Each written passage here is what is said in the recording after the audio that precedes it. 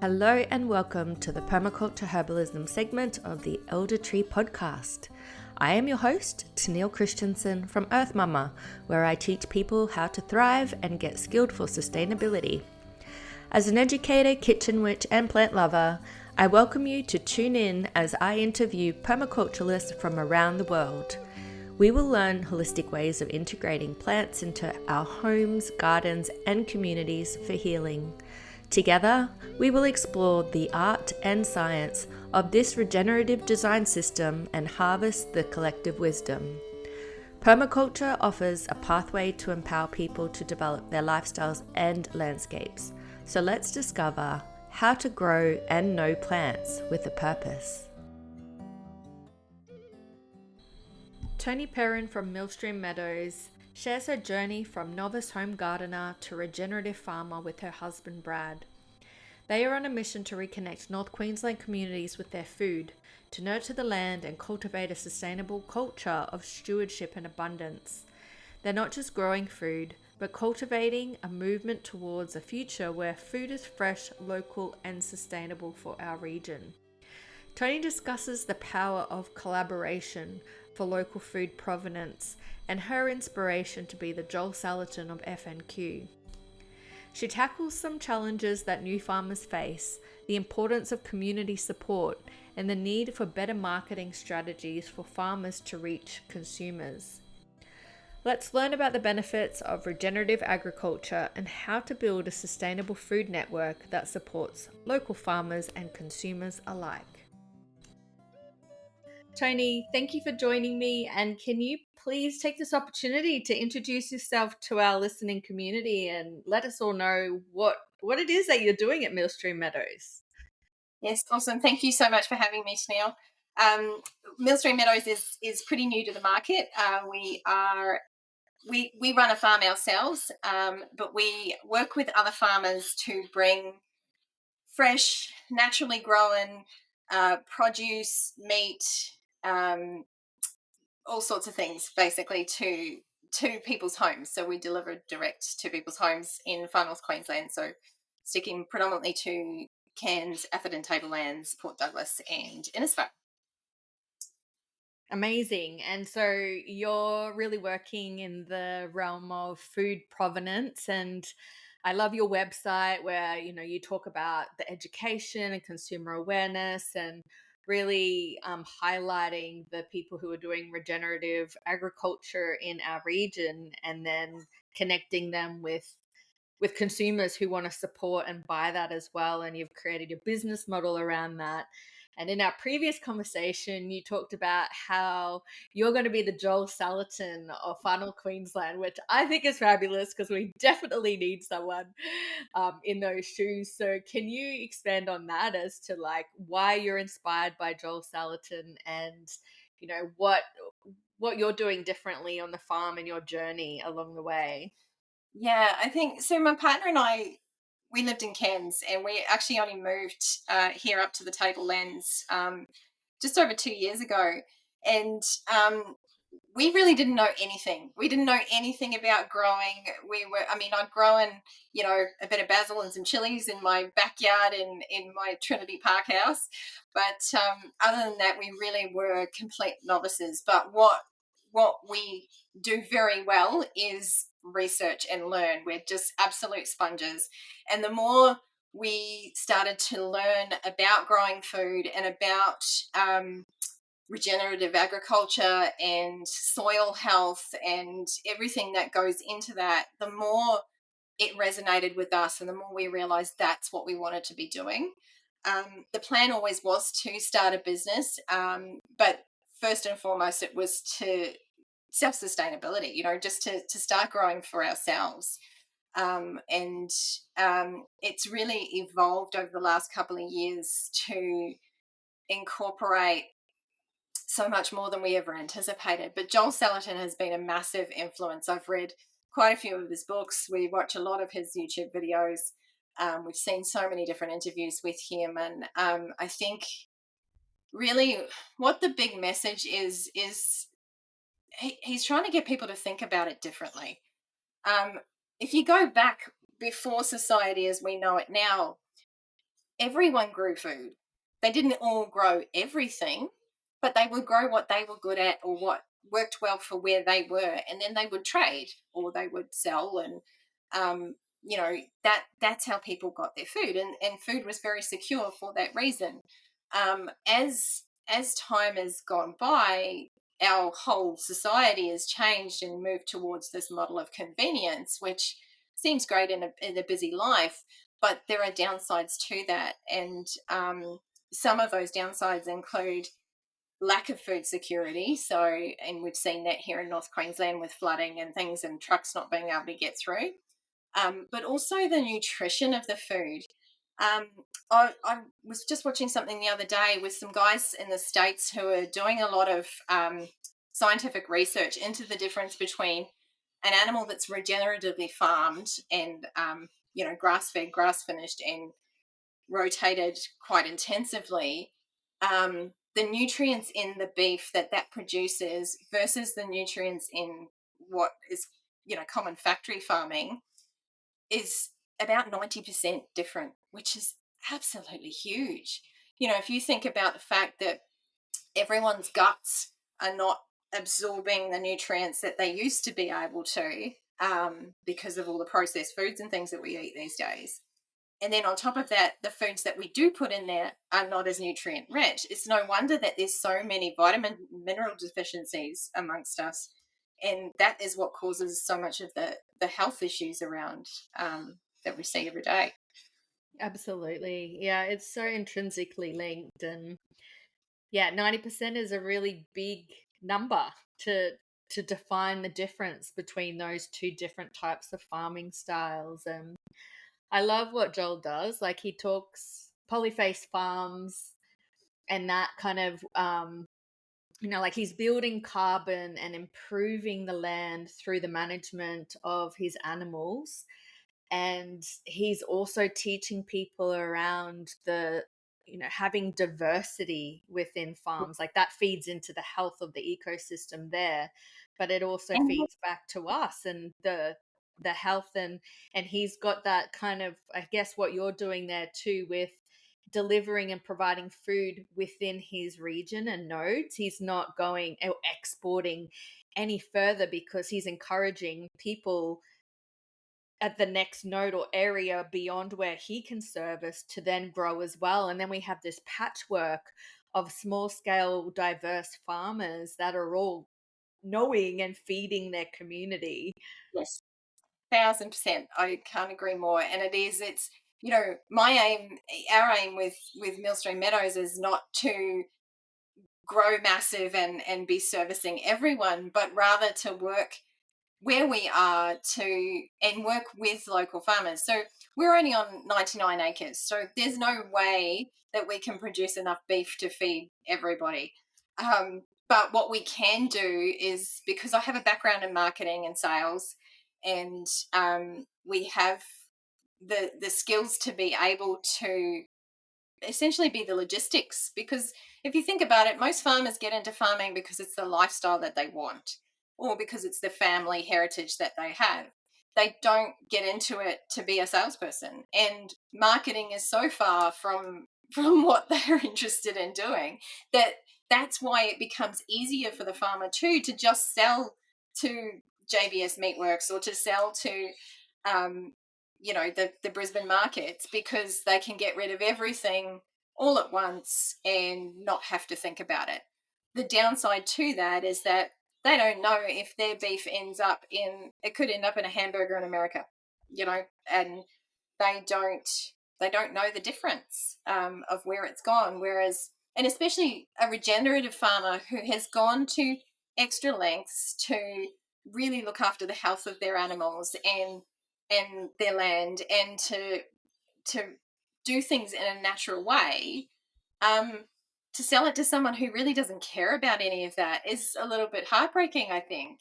Whereas if we can work with them, we give them a fair price, so they're not, nobody's losing. And then they know that their food is being kept locally and feeding far North Queensland families, and they're able to know that it's appreciated, because that's exactly, we did a survey, and the people who are most interested in buying from us, they want to know that their meat isn't injected with hormones and fed bova and ruminate and all that sort of stuff. They want to know, they want transparency in their food, and that's something you do not get at a supermarket.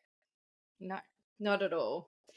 And the short supply chain, meaning, I guess that's like a industry jargon, but really localizing, it's good for the animals, it's good for the carbon footprint and the transport. And like what I'm learning in this role with Sustainable Table FNQ that I'm involved in is that it's not just our community here, it's all over Australia. And actually um other countries that are well off, as in not developing countries, have such have food systems in such disarray because it's so concentrated and it's run through those major wholesalers. And we've lost these the food provenance of each region, and eating seasonally, like, it comes back to us as consumers as well to know and support that.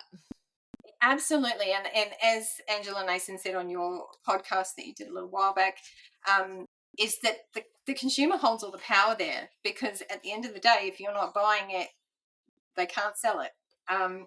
And so there is a lot of power in the consumer, and it doesn't take a massive change to create massive change. But the thing that I've really noticed with people, since beginning our journey into growing our own food, has been how disconnected people are with their food. People don't know how things are grown. They don't know whether they grow on a plant or a tree. They don't know, what goes into raising an animal. They just don't know any of it. They can't, some people can't even tell you what animal a piece of meat comes from. It's quite scary. Where you think about 100 years ago, that would never have been the case. No. So are we evolving? Like, what are we teaching children in schools? And yeah, it's this life skill that is just so fundamental to our health, our physical health, but also that what connects then to our mental health. Yes. Food is the medicine. We've that conversation or that topic comes up so much in these episodes in this particular podcast. And so I wonder, so you left Cairns, like urban Cairns, and you had this dream, you wanted to move up to the tablelands, and you started on a smaller block, right? So you've just gone, you've got the 100 acres now, and you've got this big project evolving. So I guess, how did permaculture pop into your life, and what influenced you to then take the next step from your previous small scale project of growing food to doing it in an ecological way? Well, I think, like I said, originally we were just growing for ourselves, and the thing is, I was so excited about what we were doing that I would share stuff on Facebook. I would pop up what I called farm spam, and every post that I would put up that had anything to do with what we were doing on our property would get so much engagement. Like, we'd have so many comments, and people, like all my friends and family, were starting to say, "When can I buy some? Like, I want some. Give it to me." And then, of course, we started seeing egg shortages and things like that, and people really started to look outside the supermarkets for what they're getting, and or what they want to buy. But it's it's just sort of evolved from there. Originally, it was only ever going to be selling our own stuff, and then it was because we've got cattle, but they're quite young at this stage. They're still probably 8 or 10 months away from being ready to go to the freezer. And we wanted to get this business happening, and we started sort of thinking outside the box a little bit. I'm like, what if we bought some cows that were ready to go from someone else? then so we crunch some numbers, because obviously you've got to be fair to the farmer, otherwise they're never going to sell to you. But you've also got to be fair to your consumers as well. Like, I can't sell beef at $50 a kilo. So the numbers had to add up, but we did that, and it does work, and it can be done. And I think, a friend of mine who works with a lot of farmers, she likes to joke with me and say, um, how do you make a small fortune farming? Start with a big fortune. Um, so That's hilarious. Is that Jess? no, it's Okay. actually Lara Wild, but Oh, Lara. Okay, great. Awesome. Yeah, she's an advisor on our team. Such a cool, yes, yeah, amazing woman. Yeah. she's an amazing woman, and I love Lara to bits.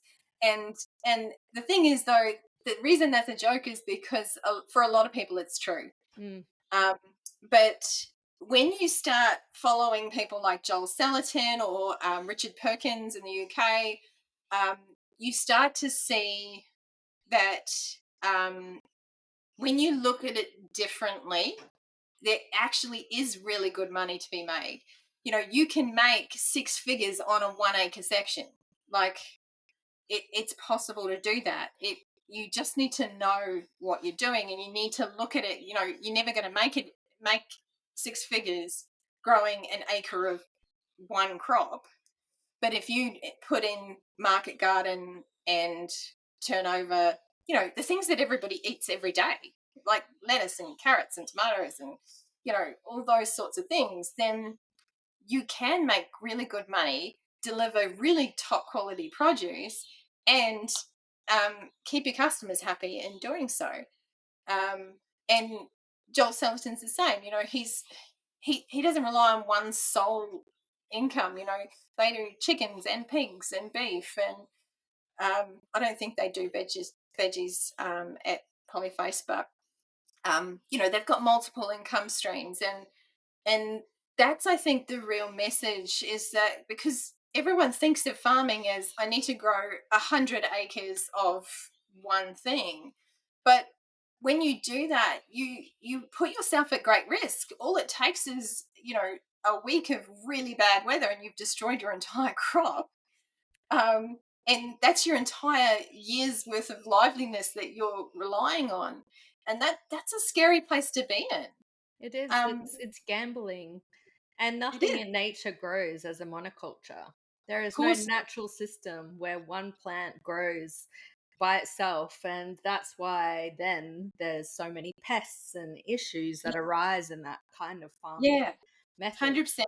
Richard Perkins talks about that at depth in a few of the videos that I've watched. But he said he started with something that had been severely degraded, and gradually has worked on creating an ecosystem. And he said that he has hawks and things like that. He does a lot of chickens for eggs, and he said he never ever has a problem with a hawk attacking a chicken or taking a chicken, because there is such a diversity of wildlife there, that it's much easier for a hawk to catch a mouse in the field than it is to take a chicken that's surrounded by a lot of other chickens and an electric fence. um, so you create that ecosystem, and it feeds itself without touching the stuff that you're wanting to grow and sell. Yeah. So where did permaculture come into your life? Like, did it pop up? Did you do any courses? Was it Joel that introduced you? I think it's well, quite organically. I think just YouTube's great in that respect, that you watch something and then it suggests something else that you might be interested in. You can go down a whole rabbit hole of videos. But I think it just, the more we watch, the more stood out as permaculture. And then, I'm a member of our local Seed Savers group as well. And we have some really great discussions around this sort of thing. You get to see what other people are doing and pick up their ideas. I know Jay Jackson actually was a speaker at one of our events, and he's massive in permaculture, and I got to pick his brain about things. And I think, at the end of the day, I believe that permaculture is about working with nature rather than working against it. And that's what resonates with me, because if you think about it, a pig is born with a shovel on its face. That's what they do. That's what they're born to do. It's a natural instinct for them, and they do it. I've got piglets out in the paddock that are 2 weeks old, and from the time they're a few days old, they're already starting to dig. It's Mm-hmm. just so innately built in them. So rather than putting a ring in their nose and trying to stop them from digging something up, put them somewhere where you want it turned over. Like, they're nature's bulldozers. So make them work for you. They're happy. We're happy because we get, soil turned over that we want. And at the end of the day, when they've done their job and they're old enough, then they go to the butcher and they feed us. And, it's just sort of everything working in harmony. Mm. The cycle of life. Yeah. Yeah, I saw this post information come through the other day, and it was talking about, it was actually a farmer, and he was talking about how he's getting subsidized to grow soybeans that are going to be used for plant-based meats, Yeah. that kind of industry, because where he's living, that's what the government is subsidizing. Yeah. And he is just being really transparent. He obviously wasn't excited about what he was doing. No. And he was saying, just so you all know, I just had to spray this field and kill all of the bacteria and fungi and life in it so nothing else grows, so I can sprinkle out soybean seeds that are going to grow as a monoculture, because apparently this is more sustainable to grow meat from soybeans. Do you know what you're eating and what you're supporting? Because I'd rather move cattle, sell grazing, and be working with animals, but that has become unviable because we're getting subsidized, and apparently the market is asking for this kind of agriculture and meat products. And so I love to have this conversation with vegans, because I know from my experience of working with different farmers, and the permaculture realm, and the different the Joel Saletins of the world, is that animals play such an incredible role if they are allowed to express their characteristics, and we manage them properly. And there are great people on the tablelands doing this kind of work, which is really inspiring. Yeah, absolutely. And I think that's the thing. If you stop trying to fight nature and let it work with it to achieve the result, you actually end up working less, because you let the animals do what comes natural to them. Let the food grow how it naturally wants to grow. Food doesn't, you don't go out in the forest and see a plantation of finger lime trees. um, that's just not how it works. And the really interesting thing, the more that I never knew until I really started on this regenerative farming kind of avenue, is that the seeds live in the soil. They're already there. There's thousands and thousands of seeds just waiting for the right conditions to germinate. So and this applies even in your backyard in suburbia, if you've got sensitive weed coming up, that sensitive weed is telling you something about your soil. It's telling you, so sensitive weed's got really deep roots, and it digs down deep into the soil. So it's breaking up compaction.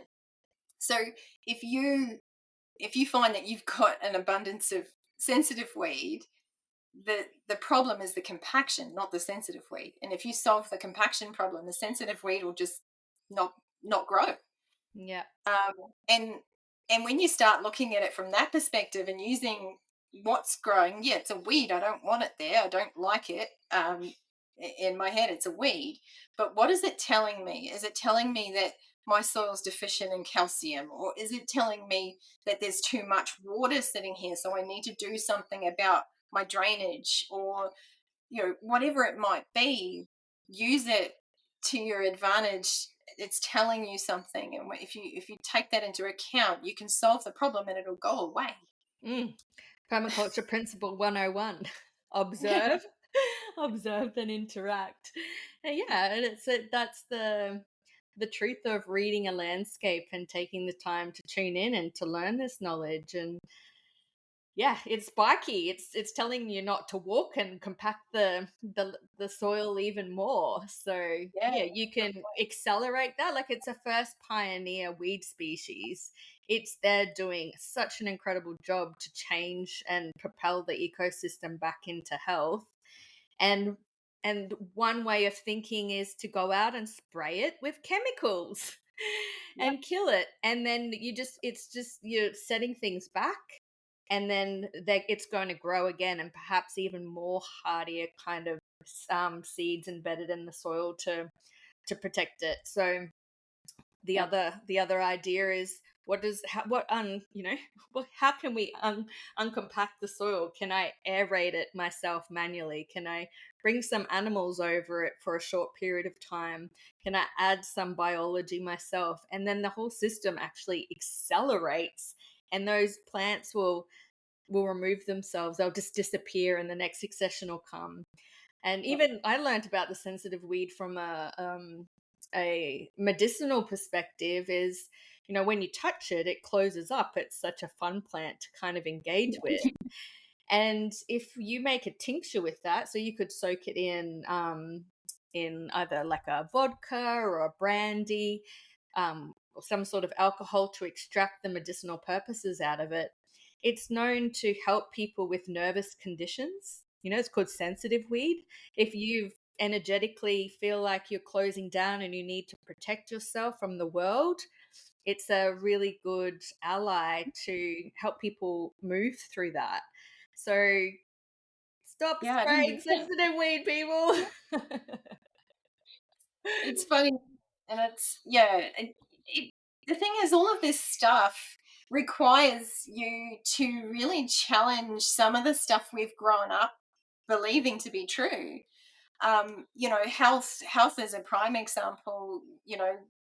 Many of us, most of us, I would say, have grown up with the idea that if you get a symptom, you go to the doctor and he'll prescribe something and it'll fix it. But there's a root cause to that health issue, and it could be diet related, it could be mentally related, emotionally related, or spiritually related as well. We focus very heavily on the physical side of it because that's something that we feel we have better control over, I think. But the reality of the situation is that there's four components of health, and if you ignore any of them, you're going to have a problem.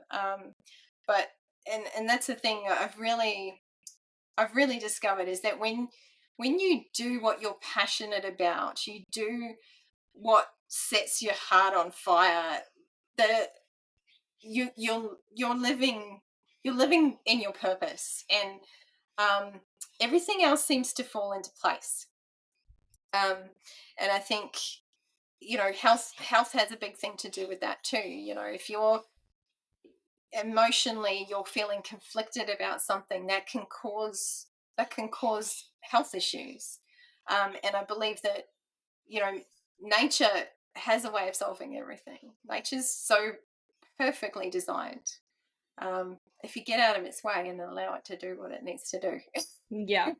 Yep. Surrender and listen. Yeah. A lot of what you just shared then is something that I feel like is the message that comes through from the natural intelligence farming crew over in WA as well. I did a workshop with them recently, Ian and Diane Haggerty, and they're like traditional farmers. They work with a lot of traditional farmers in the wheat belt in Western Australia, and they've been able to buy out so much clapped out land that's been salinated from really bad farming practices, and they're just regenerating so much land over there with their sheep and mixed species cover crops. And they're growing, I think, oats and different wheats and things to supply to bakeries, like the flour to Western Australian smaller scale bakeries. but they've really come into like bringing that conversation that you just said then about, that our health is not just the physical. They're saying that that's the same as the land. Like the land has a spiritual aspect, and so does, there's, if as a farmer, when you become connected and you take on the stewardship and responsibility for an area of land, it actually goes way deeper than your farming. It almost becomes an extension of you. So if you're emotionally not centered and aligned, then things will start manifesting on the land to teach you lessons. And it's such an interesting topic. I love it. It's like, yay, the woo-woo side of things, but it's actually what indigenous or traditional people, that's more their way of being and understanding of land management and their connection to country. Yeah, and I absolutely agree with that. And so I I trained with a guy down in Cairns who's amazing, and did NLP, timeline therapy, and hypnosis. And in that, it's if I had to sum it up in a very short way, would be to say about it's about understanding our unconscious minds and how how to work with it to achieve the results that you want, and how to be more aligned with who you are and how to find your purpose. And I think that sort of really kicked off my journey. That the really funny thing is, we talk about the unconscious mind, and the unconscious mind is the goal getter. So we set goals consciously, but our unconscious mind is what makes them happen. Or Because doesn't make them happen. what doesn't, yeah, if you're not aligned with it, because um, you know, there's so many bits of information flying at us at any given second that we have to delete, distort, and generalize that information in order to take anything in. And our unconscious mind uses our goals to determine what it is that it needs to delete, distort, and generalize so that we can get what's relevant to us. So that's exactly what they're talking about, when they talk about the land being an extension of where you're at mentally and emotionally, because we're creating things to teach us lessons. We're creating things to achieve what we think about. So if you think, the unconscious mind doesn't hear negatives. So if you think, I don't want that, all your unconscious mind is hearing is, I want that. And so it's going to create it. Yeah. Um, so focusing on what you do want is really important. But it's an amazing topic, and I highly recommend anybody to go and study it if they have the opportunity, because it just completely changed my life. But where I was going with that is that many years ago, I think probably 12 or 15 years ago, I wrote a blog, and I started this blog, and I only ever wrote a couple of blogs to go on it, but one of the ones I wrote was, if money wasn't an object, what would I be doing? And even back then, I said I would be living on some land, I would be growing my own food, I'd be spending a lot of time in the kitchen making things from scratch, and just, living my best life doing that. And then, that I wrote that, promptly forgot about it, and got on with life. And then it popped up in my Facebook memories, because I had shared it to Facebook. Popped up in my memories, and I reread it, and I went, oh my God, I'm living that. I'm living that right now. I'm living it. So yeah, setting those goals, and just getting out of your own way. Things tend to create themselves. Yeah, and taking every step and challenge along the way with that goal in mind. And I know for your journey, like as when I talk to many other farmers or retailers or anybody in the food industry, there's so many, I guess, hoops to jump and red tape and things like that. So you think, oh, okay, well, I want to make sure that, eggs are healthy and they're coming from chickens that are grown out, that, can free range. And because the egg industry in itself can be really terrible. But just just the capacity to be able to sell eggs is Oh, so it's difficult. Otherwise, more people would be doing it. So can you share some of some of the challenges and some of the wins that you've had in this journey? yeah. So it, challenges are that government websites are very poorly designed, shall we say? As a website designer, I can say that. um, but Safe Food Queensland, bless them. If you get them on the phone, they're actually very good. There's some great people at Safe Food Queensland, so I'm not knocking them. Um, their website is terrible, and they're the first ones to admit it. Um, it it's very hard to understand exactly what you need to move forward. Like, you've got this idea, I want to sell this.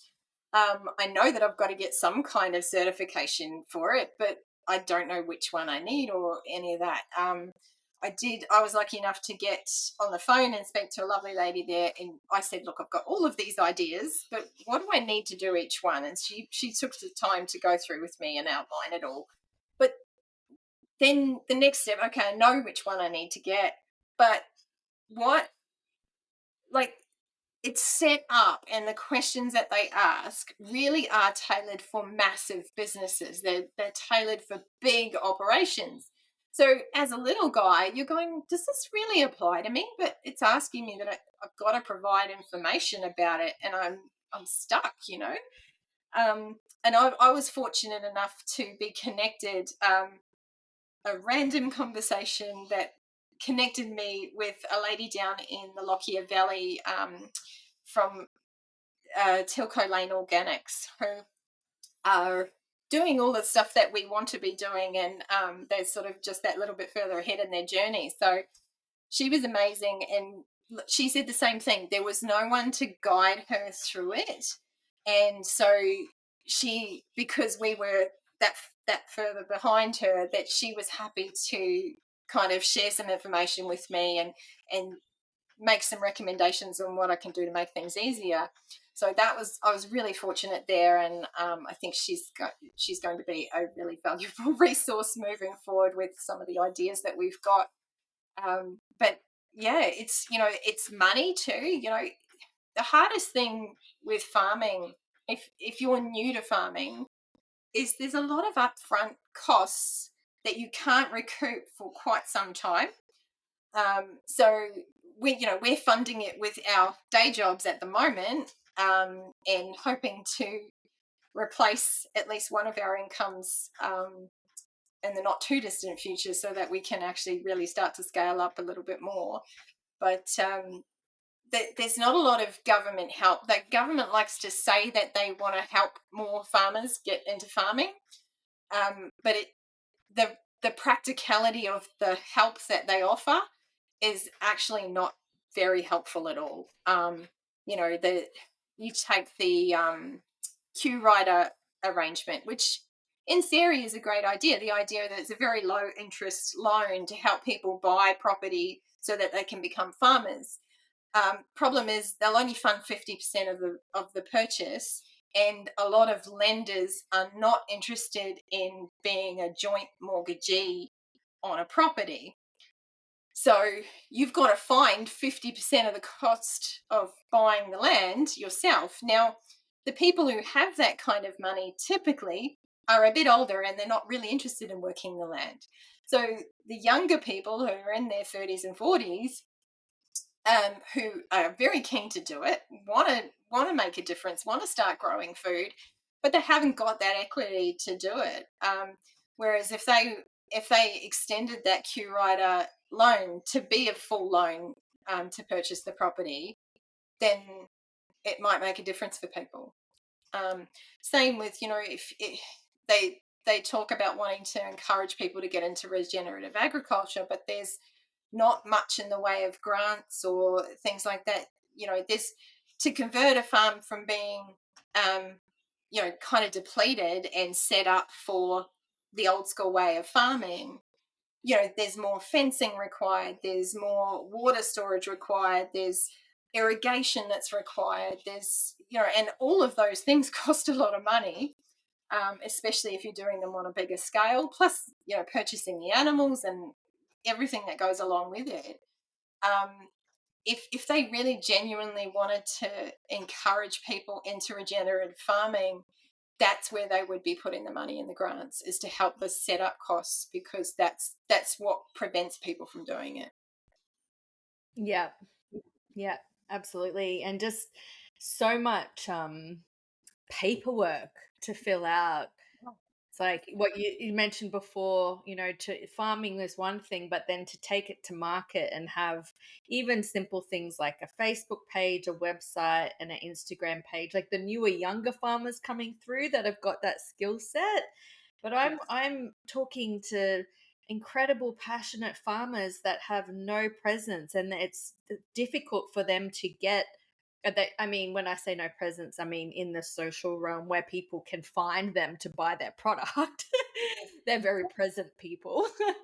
Yeah, um, and so, yeah, even that kind of like business support as well is, yeah, it's like mapping out what's working and what isn't. And it's definitely not, it's not an easy thing, if you go to university and sign up to a course to do all of these like postmodern university degrees for that kind of future. But it's like, how are we packaging and putting things into a way where when you leave school you could step into an easy pathway to be a regenerative farmer? yeah, absolutely. And it's um and that's sort of where Millstream Meadows has, I think, found quite the niche, because my other business is in marketing, so that is a strength of mine. And I can sell meat, I can sell produce, I can sell eggs, I can sell whatever we need to sell. And this is what I say to my partner all the time, but I need the supply. So if we can work with farmers who share our principles around permaculture, regenerative farming, doing things as naturally as possible, and encouraging an ecosystem. If we can partner with people like that and take that part of it away from them, so they can still sell their stuff locally, it's just that we take care of that. We take care of the logistics and that kind of thing, so that all they have to do is focus on farming and creating amazing, healthy, delicious food, and then we'll do the rest. And that to me is a win for the farmer. It's a win for us, and it's a win for the consumer, because they get to have a bit more of that convenience while still supporting local, while still knowing that they're getting food that is nutritious and delicious for their families. And there's all the good feels with that. All the way, yeah. So I'm going to put all of your details into the show notes. So anybody listening who feels like, oh, I'd like to farm and produce some regenerative food and have someone take care of that side of things for me and plug into your kind of diverse network, they can Yes. connect with you that way. Yes, Yeah. absolutely. There's an expression of interest form on our website, so they can jump on there. And it doesn't matter what you're growing. We definitely want to have that conversation, because like I say, I can sell it. Oh, I'm ready to take on the challenge. yeah, yeah. And like once you've got some products, you're already talking to the customer, and the more diversity you can offer to them, the easier it's going to be for everyone. It's really like all parts have such an important play in it. Yeah, absolutely. I've got a friend who runs Sunny Honey in Dumbula, and he's amazing at making honey, managing bees, and making delicious honey, like not just honey, but really good honey. Um, and he, but marketing is definitely not his thing. And so he approached us and said, "How would you like to be a stockist?" So people will be able to buy his honey online, which they currently can't do, through us. Incredible. All right. That's good to know. I've got so many people to send to you. Oh, there's an amazing wild vanilla company. Do you know those guys up on the tablelands? I've seen this stuff in IGA, which is very exciting. Yeah, I'm just getting so excited for our region. Like the more I look into it, and it's like it's the topic of conversation, and it's a pulse that I think is like really getting energy and expanding at the moment. And after what we just went through when the floods, like it happens every year, we have the wet season, we all know it happens. We live here, we have all of the perks and we have the challenges, but it didn't flood in our region. It flooded south and it flooded both roads. And with I guess the uh how the climate is getting more intense, it's likely that this is going to be a very regular event. And Yeah, it's just, right. even if that doesn't happen, even if next year the roads are open and whatever, there's no, weeks of no produce getting back to the tablelands, it's just really unfair that our farmers are paying $170 a pallet to send their produce south, and then us as North Queenslanders are paying more for food than people in southern states when it's grown in our very own region. I know, it's so wrong. It just feels everything about it is wrong, Ah. that yeah, but the thing is they hide all that. They don't, you know, imagine if we went into the supermarkets and every item had to display the amount of food miles on it. That would be an eye opener for people. And it would explain why certain things are a lot more expensive. But at the end of the day, this model of convenience, that the people who lose are the people that everybody thinks should be treated better, and that's the farmers. Mm, You ask any average Australian, do we pay our farmers enough? And they will say no, but they don't make the connection between their own behaviours and how that could impact the farmers. So I implore everybody, if you're a consumer, which we all are, then look into things a little more and start making decisions that benefit your local economy. for sure, no matter where you live. And Because yeah. at the end of the day, the Woolworths CEO makes hundreds of millions of dollars every year, and I can guarantee you he's not spending that in the Atherton Tablelands. He's not spending it in Cairns. He's not spending it in Townsville. He's spending it in his big cities and probably even overseas. And it takes it out of our economy. But if you want to help a little girl get dance lessons or a little boy get soccer lessons, and a family pay to keep a roof over their heads, then make the good choice and support local. Yeah, cycle that money, strengthen our own economy. Yeah. Yeah.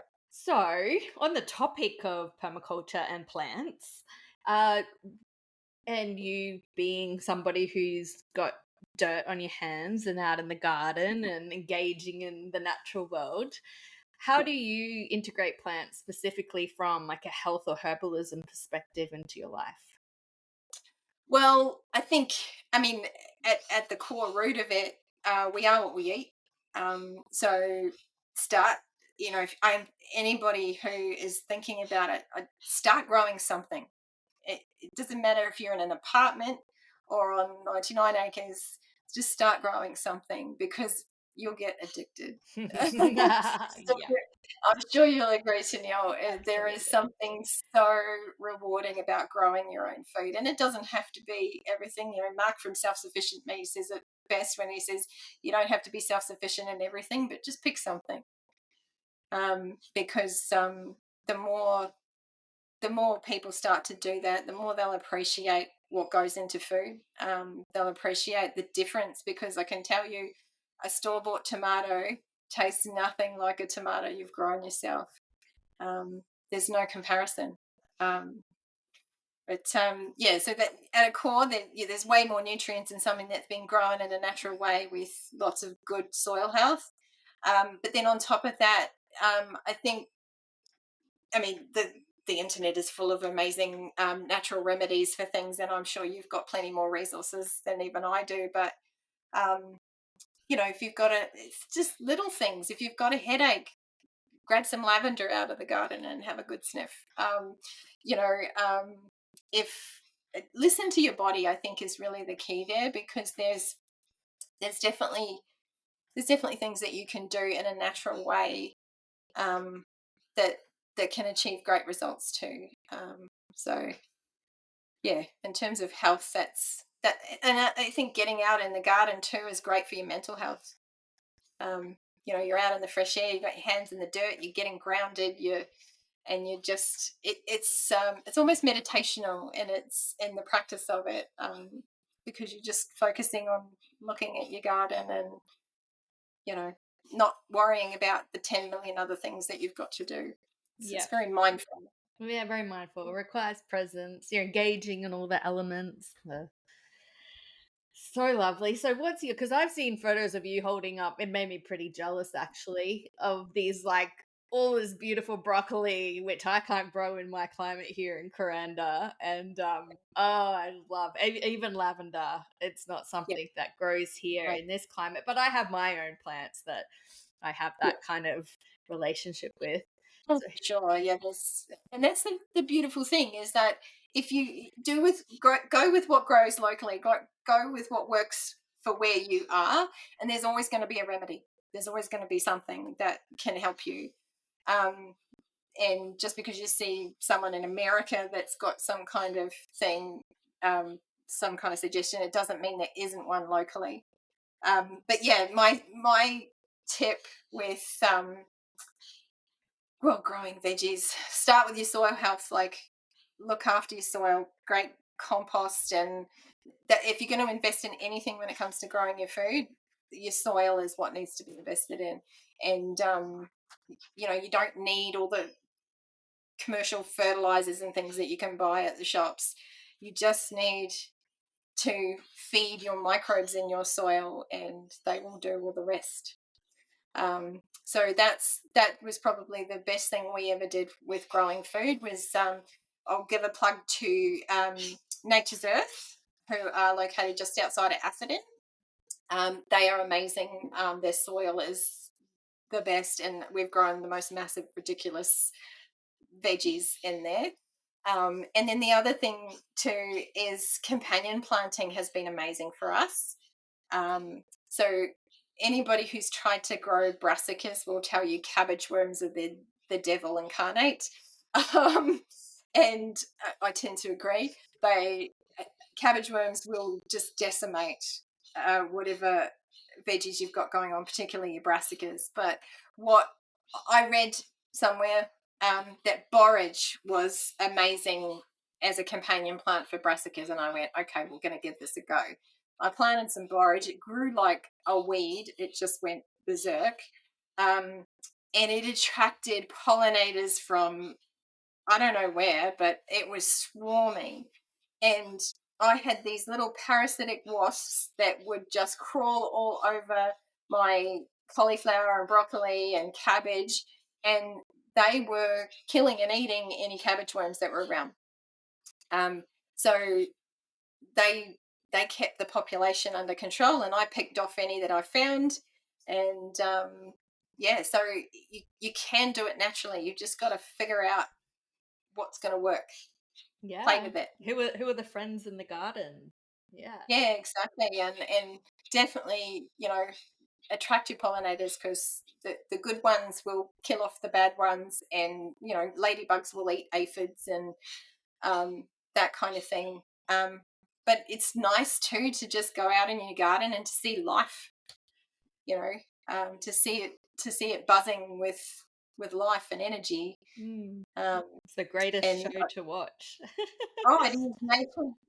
The power of nature to to just get on with it and to heal itself and to produce amazing things. It's yeah, it's addictive, that's for sure. And then you've got all these beautiful borage flowers that you can Yeah. eat and decorate with and make tea Yes, with and the and chickens love borage. So anytime, pockatucker. yep, if it got out of control, I'd just throw a few branches to the chickens and they would just be all over it. And it's really good. It's good for them, and I believe there's a lot of medicinal purposes for borage too. So, There are. but I'm not sure on what they are, but that's an invitation for people to check out as it's definitely oh, a for sure. medicinal plant. I've heard that it also makes strawberries sweeter if you plant it with Oh, strawberries. I hadn't heard that one. Mm. One year I planted cabbage, like drumstick wombok with chamomile. Yes. And that was an incredible um, companion planting. Yeah, so it's Yes. like get out there and experiment. And Oh, for sure. And it you just there's always a natural way to deal with something, and that's the thing. Like, yes, it's easy to spray, because you can just pop down to Bunnings and buy it. But at what cost to your health, and at what cost to the ecosystem too? Because a lot of those sprays that you use, they don't just kill the one thing you want to get rid of; they'll kill everything. So if you're trying to kill aphids, you'll kill the ladybugs and everything else around it as well. yeah. Um, And then when you start looking at the big industry tree, you can track that Bayer and Monsanto, or Bayer bought out yeah, Monsanto, but that industry and those major companies, they produce these chemicals or biological warfare, you might call it, and they also produce the medicine yes, for cancer patients. So yeah, it's not. they've got the beginning and they've got the end, and it's like if you want to be an activist, just start with your food because divestment and where you spend your money is like you're either feeding that system or you're not. Yeah, and I think the biggest thing that I've come across is the education side of it, because mainstream media and things, they're not necessarily talking about natural ways to do things. They're not talking about how to get more nutrients in your food necessarily. Um, and so you've got to actually go and find the information a bit more. And there's a lot of conflicting information, and someone will say something and someone will say something else, and there's a lot to wade through. But um, ultimately you'll figure out what works for you. But the key really is, if you follow the money, you'll see connections that maybe they don't have our best interests at heart when it comes to big organizations and big pharma and all that sort of thing. Maybe there is a different way, and maybe it's going back to our roots, because I think as a society we've gone we've overcomplicated everything.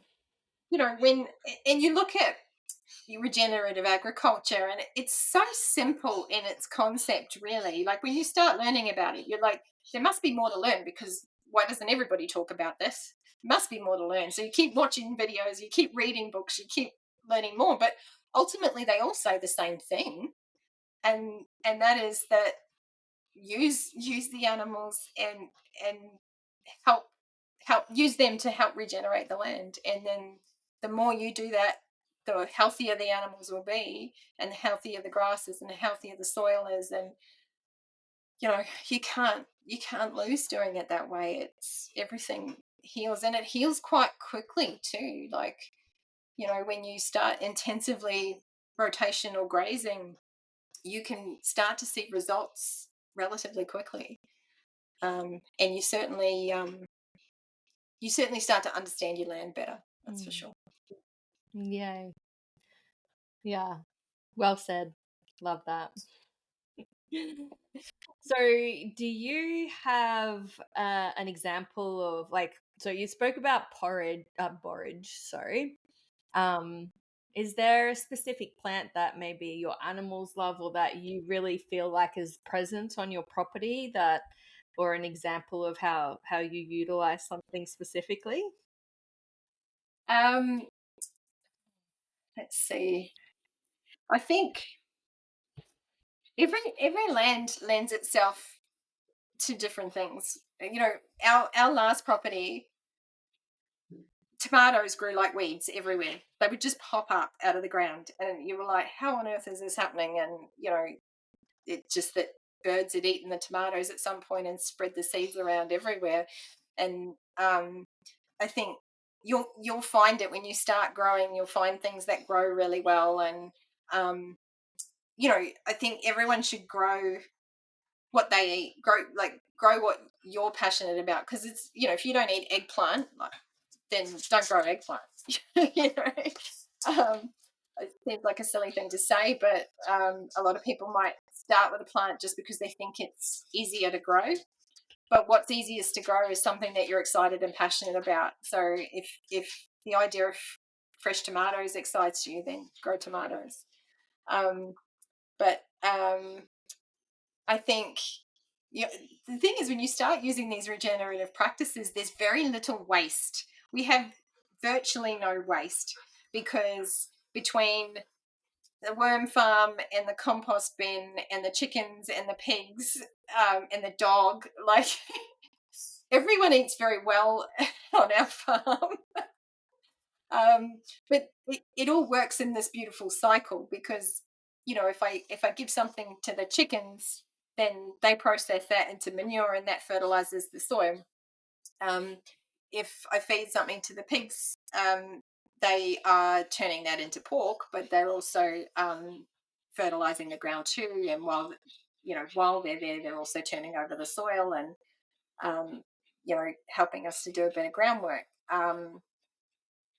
And I think you can plant for the bees, and the bees will pollinate everything for you, and they also make you honey while they're at it. And it's there's no one thing that stands out. I just grow what we eat. I grow what I use every day.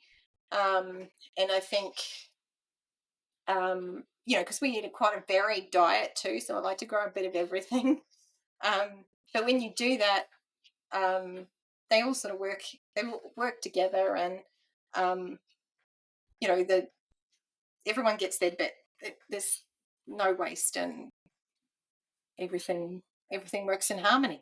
Beautiful. Closed loop system. Yay.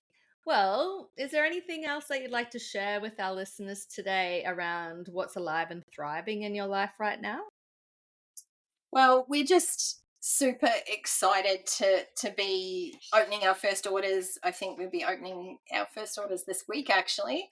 We're excited to be partnering with Kathy from Hillbilly Hogs, who does an amazing job raising beautiful quality pork and on pasture, raised the way nature intended, which is just beautiful. And I can't wait to share that. I can't wait for people to be able to order it, and to be able to, I'm really excited about our first delivery, being able to drop off the meat and meet some of our customers.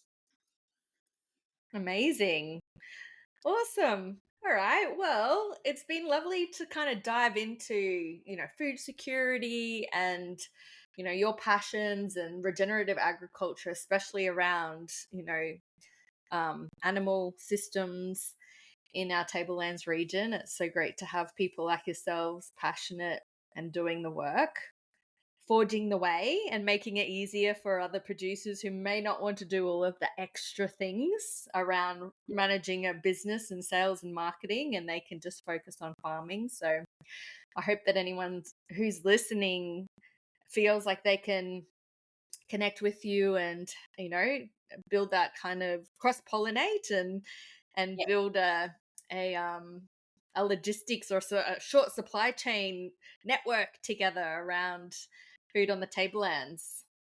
Yes, I think building a community. It's something that we're passionate about. We really love collaborating with other people and developing those relationships. And some of the relationships we're still in the early stages, but we're starting to develop. I can see becoming really beautiful relationships down the track. And I think when you support someone like us, or someone like Angela at Tablelands to Tabletop, you're not just supporting us, you're supporting a whole horde of different people behind us, that are happy to stay in the background and just keep doing their thing, but take pride in the fact that their produce is being sold locally and valued by FNQ families.